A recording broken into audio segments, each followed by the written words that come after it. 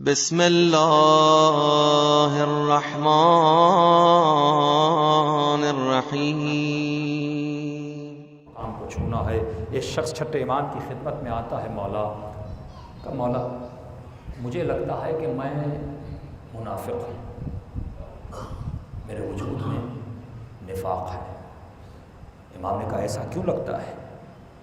کہا مولا جب آپ کی محفل میں آتا ہوں بڑا نیک، بڑا متقی، کیونکہ آپ کی محفل میں شعاع نور کا اثر ہوتا ہے، لیکن جیسے آپ کی محفل سے باہر جاتا ہوں مولا پھر سے ویسا بن جاتا ہوں، لوگوں کے رنگ میں رنگ جاتا ہوں۔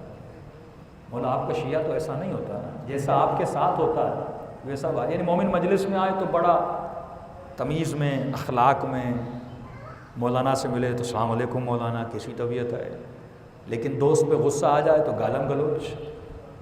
اس کا مطلب جیسا مجلس میں تھا ویسا باہر نہیں ہے۔ جس ادب سے تو مجلس میں بیٹھا، کیونکہ عقیدہ ہے کہ سیدہ آتی ہیں، اہل بیت آتے ہیں، ان کے حضور میں یہ حضور باہر جا کے باقی رہتا نہیں ہے۔ کہ مولا یہ نفاق ہے۔ امام نے کہا نفاق تو ہے۔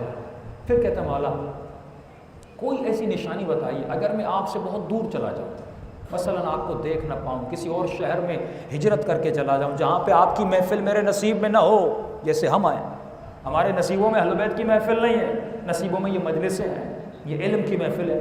اس محفل میں آ کے ہم تھوڑا بہت اہل بیت کو سمجھتے ہیں، تھوڑا بہت ان کی فیلنگز ہمارے وجود میں آتی کہ اہل بیت کا اخلاق، اہل بیت کا کردار، اہل بیت کی تبلیغ کیسی تھی، اس محفل میں فیل کرتے ہیں۔ لیکن کہا مولا اگر میں باہر چلا جاؤں ہجرت کر کے اور میں دیکھنا چاہوں کہ آپ کے خیمے میں اب تک باقی ہوں کہ نہیں ہوں، تو مجھے پتہ کیسے چلے کہ میں آپ کے خیمے سے کہیں دور تو نہیں ہو گیا، میں کہیں آپ سے بہت دور چلا تو نہیں گیا؟ مولا وہ احساس جب مجھے پتہ چلے کہ واقعاً اب بھی ایک رمق میں آپ کے خیمے میں باقی ہوں، اب بھی ایک قطرہ میرے وجود میں آئے معرفت کا، مولا کیسے پتہ چلے؟ بہت پیارا جملہ میرے چھٹے امام کا، فرمایا جب بھی دیکھنا چاہو کہ اب بھی تیرا دل ہمارے خیمے میں ہے کہ نہیں ہے، ایک کام کیا کرو۔ مولا کون سا کام کروں؟ فرمایا اپنا رخ کربلا کی طرف کرو